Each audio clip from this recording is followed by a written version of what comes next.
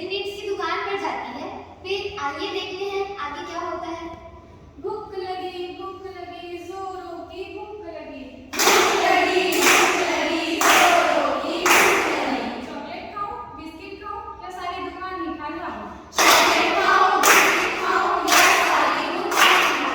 आओ आओ मैं दुकान का जो चाहे लेकर जाओ। दीदी मुझे ना एक पैकेट बिस्किट दे दो। कितने रुपए वाला चाहिए? 5 रुपए वाला चाहिए या 10 रुपए वाला चाहिए?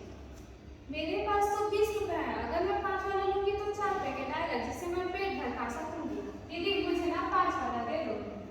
ये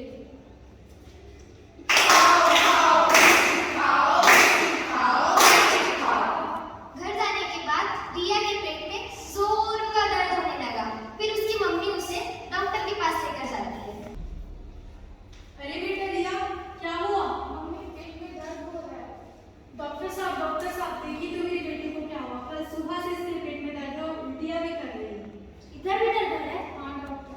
क्या इसने बाहर का कुछ खाया था? हाँ डॉक्टर, कल मैंने जाकर एक बिस्किट खाया था। क्या खाने से पहले तुमने फूड मार्क का चेक किया था? फूड मार्क ये क्या होता है?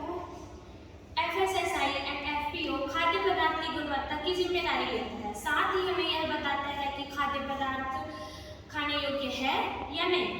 अरे मुझे तो पता ही नहीं था। रिया, क्या तुमने एक्सपायरी डेट चेक किया था? नहीं मामा, मैंने तो सिर्फ बिस्किट खाया और बिस्किट लिया और वापस करके खा लिया। इसीलिए तो तुम्हारे पेट में दर्द हुआ।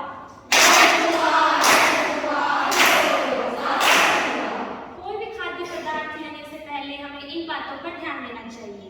पहला, सबसे पहले नाम पढ़ो। बनाने की तारीख एवं एक्सपायरी की तारीख देखो। फूड मार्क का चेक करो।